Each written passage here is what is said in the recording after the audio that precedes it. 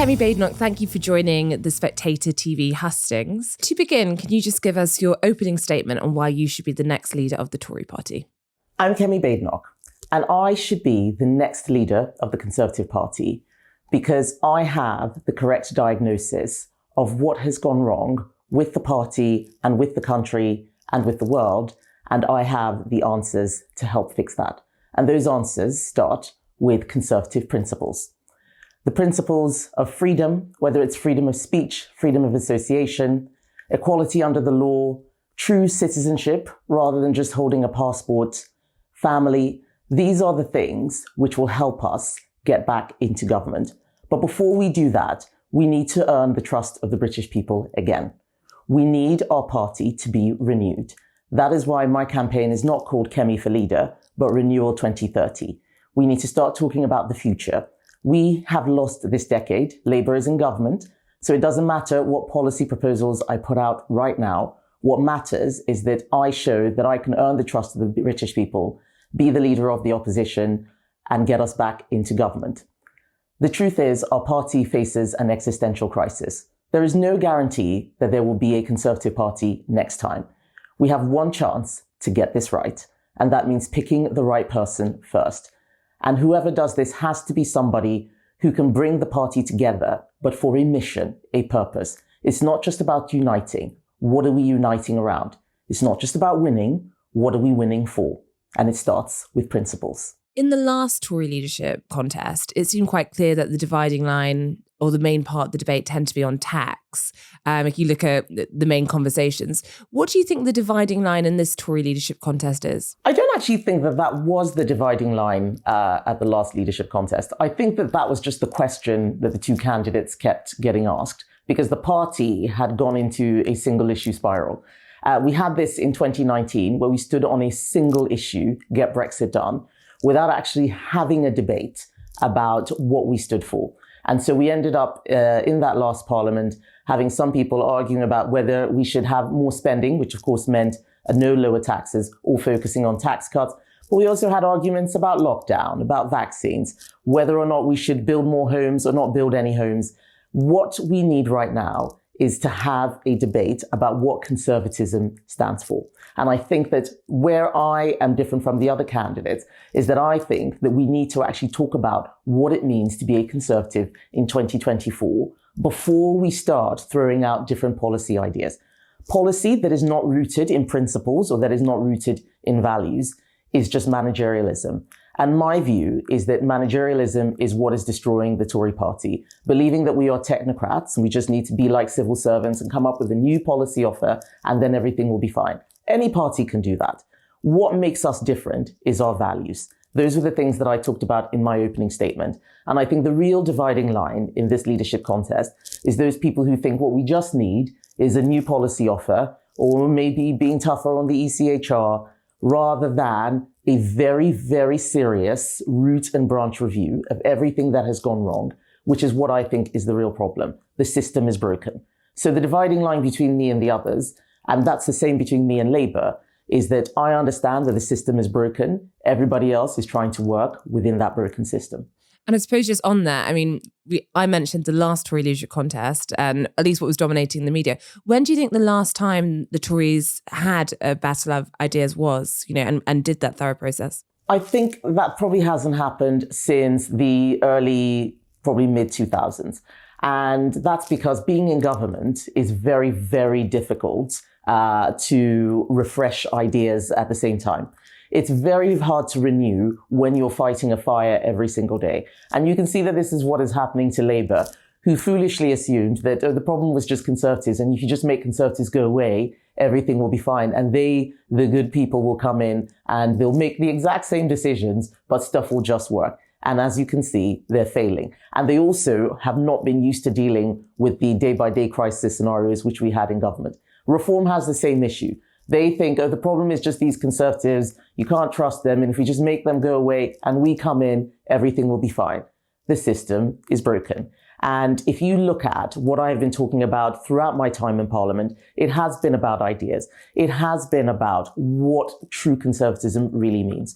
I've talked about my heroes, not just Margaret Thatcher or Ronald Reagan, but people like Thomas Sowell and Roger Scruton. There is so much to borrow from so many different schools of conservative thought that can help us deal with the problems of 2024 and, to be quite honest, beyond that. We need to start talking about the future, and we do need a genuine battle of ideas, which we're not having right now. A battle of policy is not the same as a battle of ideas. A battle of ideas starts with the principles and whether they still make sense in this day and age. And a question we've been asking the other candidates is why do they think the Tories lost the election that we just had? I mean, is it fair to say you think that was down to managerialism, the system not working? Yes, but it's more fundamental. When I was campaigning, I'd knock on one door and the person there would say, "You're too left-wing." And I'd knock on their next-door neighbour's door. "You're too right-wing." A few doors down, somebody would say, "You're too centrist." But the bottom line was people didn't really understand what we stood for. They just thought we were telling them whatever it was they wanted to hear. And I think to some extent that was true. We were not leading, we were following. Having focus groups, asking people what is it that you want, and then trying to offer them that is not true politics. It's the Henry Ford problem. Henry Ford said that if he'd asked people what they wanted, they would have asked for a faster horse rather than a car. Real politics and real leadership is about showing the way and getting other people to follow you, not just asking them what it is they want and trying to split the difference. That is where managerialism creeps in. That is when you end up talking about exactly how many people you can get on the waiting lists or how many new doctors you can have. Every party wants more GPs. It is how you make that happen, how the system is going to work under your ideology, your principles, your values and your beliefs that matters. And we've forgotten all about that. And then, of course, there's a general fatigue that comes in with being in government for a very long time. But the bottom line is that we lost people's trust because we said we were going to do things without working out how we would do them. This is not politics. You might as well be practicing witchcraft, just saying some words and hoping that something happens. Understanding how to make things happen is what I'm good at. I'm an engineer. I understand systems. I know how to build things. I know how to get things to work.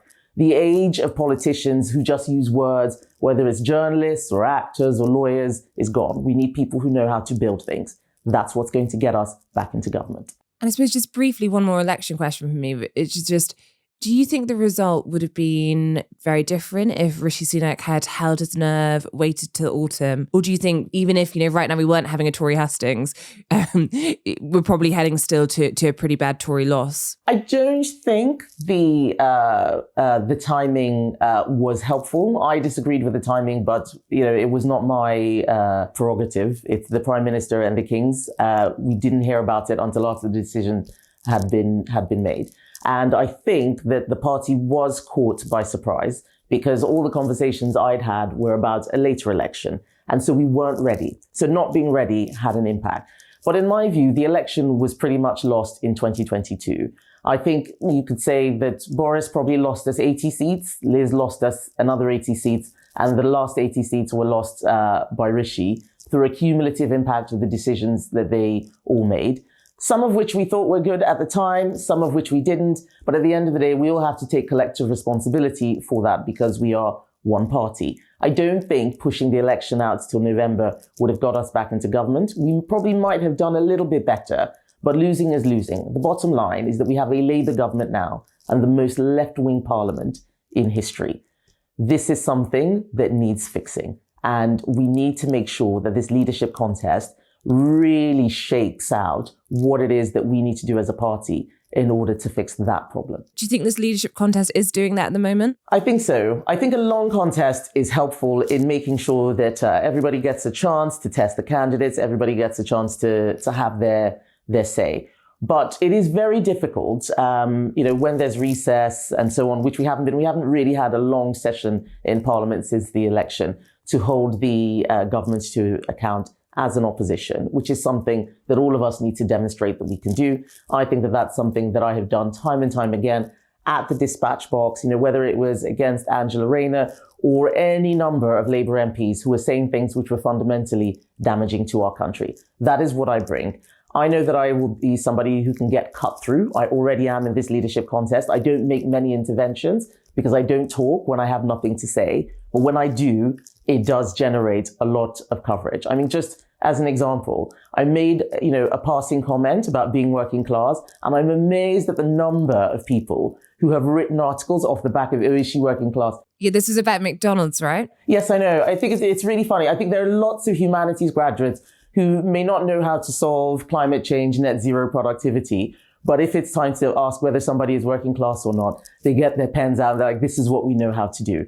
And it is fascinating. I came to this country with no parents, no money, no social capital, and I had to work to live. I wasn't working at McDonald's as a weekend job. That was my job. I was going to college part-time, and I was working to eat, to cover my transport. I paid very little rent, but I had to do that. That is what being working class is. And I didn't grow up working class. I grew up middle class, and I'm middle class now. But because I understand what it's like not to have any money, I understand what it's like to be hungry, I understand what it's like not to have enough money to get the bus and you have to walk somewhere. That is a working class experience. And the idea that lots of public school people like Nigel Farage or James O'Brien want to laugh at that just shows what kind of nonsense we have to deal with as conservatives. There are people on both the left and the right who try and make us out to be people who don't understand what life is like in the country, but we're the only ones who really, really do. And it was also very interesting because it shows that there are many people who don't understand downward social mobility. They think social mobility is always something that goes upwards, but it isn't. Things do happen which bring you into into a lower income demographic. You look at what happened to Nigeria, where I grew up. All of my family's money was inflated away. Seeing an economy mismanaged so terribly, Labour's doing a lot of the things that the Nigerian government successively did. Watching inflation just destroy everything that you own. I am someone who cares very much about running an economy well. And I'm not just saying that because I read it in a book somewhere. I'm saying it because I lived it. And that's one of the things that makes me different from the other candidates. Now, I know that part of your campaign is also to not get too dragged down into the detail of policy right now and make it about ideas, as you said. But just in this, we are talking about a few policy areas. And I just wondered, at least for readers and viewers, could you set out, when it comes to migration, how should the Conservative Party approach it? And how much further do you think that the party needs to go? Because you do have candidates saying, Robert Jenrick saying that ultimately the Tories have to leave the ECHR. So it starts with principles. And for me, that principle is about citizenship, which is not just a passport or getting a piece of paper that says you can live in a country, but being committed to an area, wanting it to succeed above any other country. But it is also about understanding what a sovereign nation state means. A sovereign nation state is one that looks after the people who are in it and that controls its borders. We have immigration at levels that are far too high. They're far too high for us to cope with the demand on public services, and they are far too high for us to be able to integrate people properly into British culture. And I say this as somebody who comes from an immigrant background. Even the people who are arriving here think that, today, think that there are too many people coming into the country. But we need to make sure that what we do works rather than just make promises. Other candidates have talked about leaving the ECHR on day one. I actually think we need to be far more radical than that. We need a root and branch reform of immigration. And I think it starts with the people. If we left the ECHR today, we still wouldn't be deporting immigrants because people who are in the ECHR, like Spain, for example, are able to deport illegal immigrants properly in a way that we can't do here. It's because we have people in our Home Office who man our borders who don't really want to do that. They want to look after refugees. So dealing with the people, having a strategy for what kind of people we want coming into our country is absolutely key. Then you can have a cap. Then you can talk about maybe leaving the ECHR if it's not working at that point. But starting with leaving just shows that we haven't learned the lessons of Brexit, for example, or even net zero, where we say we're going to do this thing without working out the consequences, without working out what it entails. Look at what happened with the Northern Ireland Protocol. Nobody was talking about that during the Leave campaign. Because I'm an engineer and because I like to do things systemically and I like to think through and have a plan, I don't start off with, well, here's a quick policy we can do to fix immigration. The biggest problem we have in immigration is not with the boats. It's actually with the hundreds of thousands of people coming to the country legally. ECHR won't fix that. So yes, if we need to leave the ECHR to control migration, I think that's something we should do. but our policy should not start with ECHR. It should start with conservative values and principles, what kind of country we want to be, what is acceptable, what is unacceptable, and then enforcement of our laws. If we don't enforce the laws that we have now, then we will not be able to do anything irrespective of changes that we make to legislation later. So in a way, perhaps a clearer expectation of what we expect from people who come to this country. And if you do not adhere to those rules, then you need to go. Yes, but it is radical reform of immigration policy from top to bottom. It's not just about, well, we'll have a cap of tens of thousands, or, we will leave this legislation to deport a few people. All of that is end of the pipeline activity. We need to start from the root. What kind of country do we want to be? What should our immigration strategy be? Who do we want in here? What kind of people? Who do we want out of here? How are we going to make sure that we keep them out? Rather than just saying things with no plan of how to do them and just hoping that civil servants or the people at the borders will manage it for us. There has not been a proper immigration strategy in this country. There's not been a proper integration strategy in this country. And that's what I'm talking about. We need to get serious, not just make light policy promises and then forget about them when we get into government. Your leadership rival, Robert Jenrick, has spoken about mass immigration recently and the idea that it led to a fraying of English national identity. Do you agree with that, or do you have any views on that? I think we should. I think we need to talk about British identity. Being British is the only thing that everyone here shares. And it is one of the things that I saw in a multicultural society where everybody looked the same, everybody looked exactly the same, and there were many different cultures. If you don't have a single story about your country that everybody can have an affinity to, that everyone can bind to, you will run into trouble. And I think that, Rob can talk about an English identity, but that also means that people want to start emphasizing other identities. Oh, I'm Scottish, oh, I'm Welsh, I'm Black, and so on and so forth. And I personally am someone who is tired of everybody splitting off into different groups. We need to stop this atomization of society. It is allowing Marxism to creep in under the guise of civil rights. It is how the Equality Act gets exploited. It is how people talk about protected groups instead of protected characteristics. Let's talk about being British. Let's talk about the shared identity. Whether people like it or not, we are a multi-ethnic country. It is very, very hard to get that right and make it work. I think that I'm somebody who knows how to make it work because I can think, and I've seen it fail. But it starts with what binds us together, not what the little differences between us are. How wedded should the Tory party or the future government perhaps be to net zero goals as they currently stand? Well, this is another example of stuff that we got wrong because we were being managerialist rather than starting from first principles. You set a target for net zero without asking how much it's going to cost, who's going to deliver it, how it's going to work. And when we had that debate, I was one of only two people, the other was a Labour MP, who asked serious questions about how this is going to be paid for, how it's going to work, rather than just offering platitudes and saying, isn't it great? And this is one of the things that's gone wrong with politics today.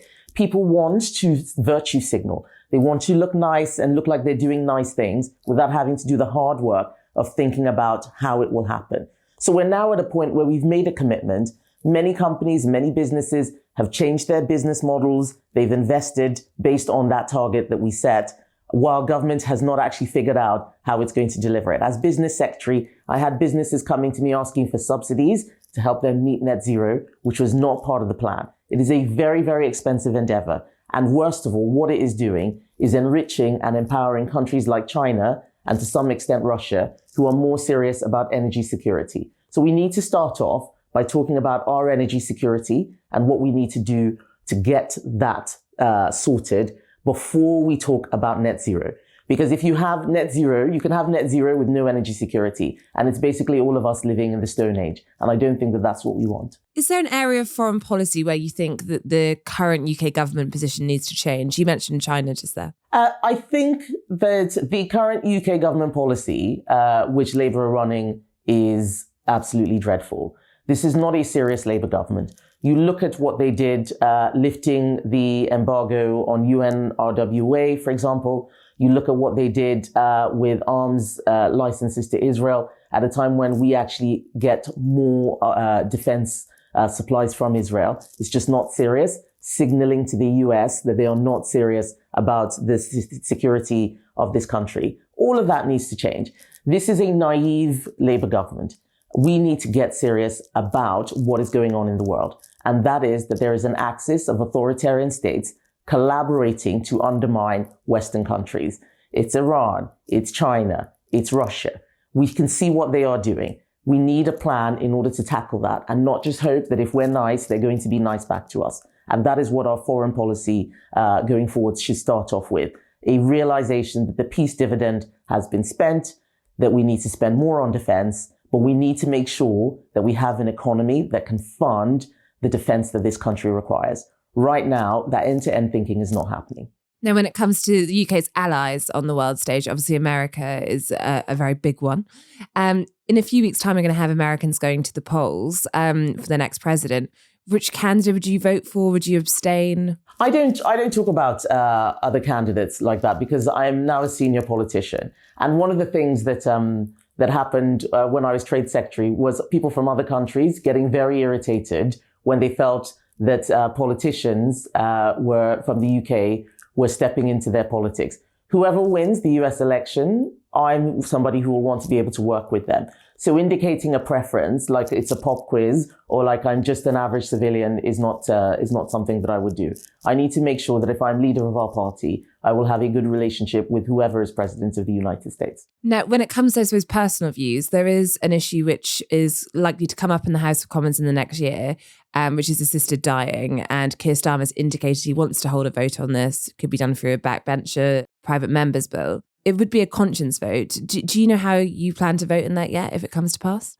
So this is something that we should not be rushing to do. So if I was leader of the opposition, what I would actually be trying to do is show that this parliament is not yet ready to have any kind of debate on assisted dying.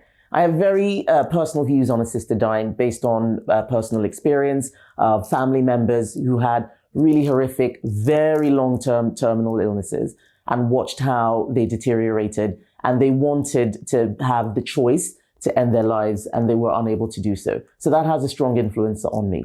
And I do think that this is something that is important, that matters. However, going back to what I said before, the system is broken.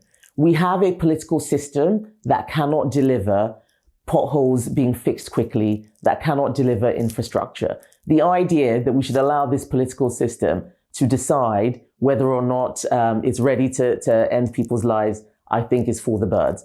And to be perfectly honest, my views on this have hardened since becoming a minister. As somebody who, in principle, supports assisted suicide, I look at the people who would be in charge of making those decisions, and I don't think we should be going anywhere near this. We need to make sure that our system is able to deal with these matters, not just have politicians vote based on their conscience, without being able to put a system in place that can handle it. That's what would be most dangerous. Let's talk about how we can build such a system. I do think we need to find a way to help people end their lives more peacefully rather than prolong a lot of pain, which is what we are doing right now. But the system is not ready for it. And the idea of Keir Starmer and his unserious bunch of MPs rushing this through actually fills me with horror. Freedom of speech is something that you have done lots of work on and spoke about. Do you think Elon Musk has been a good thing for freedom of speech? I think Elon Musk has been a fantastic thing for freedom of speech. I will hold my hand up and say I'm a huge fan of Elon Musk. And I look at Twitter before he took over and after. There's a lot more free speech. It means there are many, many more things that I see on, X as he calls it, that I don't like. But I also know that views are not suppressed the way that they were. And I think that there was a cultural establishment that was very left, that controlled quite a lot of discourse on that platform, and it is better now. I think community notes, for example, are a fantastic innovation, which means that anyone, whether it's a politician or even a media broadcaster who's saying things that are incorrect, gets called out. I'm about truth. Truth is the most important thing for me in politics today, because we are now at an age where everybody is offering their own relative truth, and it is creating confusion. You look at successful societies and they have a single strong narrative that everybody can bind to. This is what I meant when I was talking about people being British. And if you have a society where everybody can make up their own truth, everybody can make up their own history, and people can make up their own biology, what a man is or what a woman is, all of these are symptoms of a society that is fracturing and that is unable to bind itself together. And I think free speech will help in making sure that the right narratives do come to the fore. And for that reason, I think Elon Musk has been fantastic. So perhaps more fireside chats to come if you become Tory leader in the Rishi Sunak tradition. Perhaps. Now, just the quick ones are coming now, so we're nearly there. You mentioned Liz Truss, you mentioned Boris Johnson, you mentioned Rishi Sunak. Just looking back on the past 14 years of Conservative government, is there a leader that you admire the most or you are looking to learn lessons from? I think that there are a lot of lessons to learn over the last 14 years about what went right and what went wrong. And every single leader has positives and negatives. And I could go into the detail about, what I think David Cameron did well, what I think Boris did well. But really right now, we need to look at what went wrong. And many things went wrong. One was assuming that we can do radical things without rolling the pitch, which I think is what went wrong for Liz. And then what made things worse was her not defending free markets and sound money. That was one of the things that has made it harder to talk about tax cuts. It wasn't the tax cuts that did for the mini budget. It was the £150 billion of subsidy, which you were trying to do at the same time. And nobody talks about that. That you cannot subsidize your way to productivity, to prosperity, to growth. It doesn't work. The economic story that we tell is what's going to get us out of the mess that we are in. And I think Liz had a good story to tell on growth, but she didn't have a story to tell on trade-offs. We are going to have to make a lot of trade-offs to get this to work. That's something that I want to talk about, that there are no easy answers, no easy solutions. Everything we do will have a cost. And there'll be politicians who will tell you that if you just do this, it's going to be fine. And we just need to do X, we just need to do Y. That's not me. I am somebody who believes in talking about trade-offs and understanding what the real price of things is, because that is how we make sensible decisions that will get us back to prosperity. And on those past 14 years, what do you think the most conservative policy has been, or the one that, is the biggest achievement? I think what we've done in education, raising standards, providing parental choice, parental responsibility, has been absolutely key. That is a fundamentally conservative thing. And if you look at where Labour has carried out most of its attacks in its short period, it's all been in education. You look at what they've done with VAT on private schools. That is a tax on aspiration, a conservative principle that people should try and improve themselves and do better. Labour's taxing that. You look at what they've done with Ofsted, scrapping the inspection reports. That means that people will find it a lot harder to know what is a good school, what is not a good school. It takes away choice, and it means that parents are less responsible for being able to pick what school they want their child to go to. It is more about state involvement. That is not a conservative principle. That's one of the things that Labour is doing.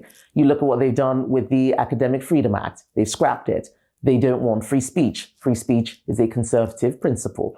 You look at what they've done with the modern history curriculum, which is something that I worked on with people like Robert Toombs, for example, trying to make sure that we had a history curriculum where people can be proud of their country and not be ashamed of it, making sure that it was a history that everybody could buy into rather than over-focusing on the negatives of the British Empire. Labour have scrapped the modern history curriculum, which we put in.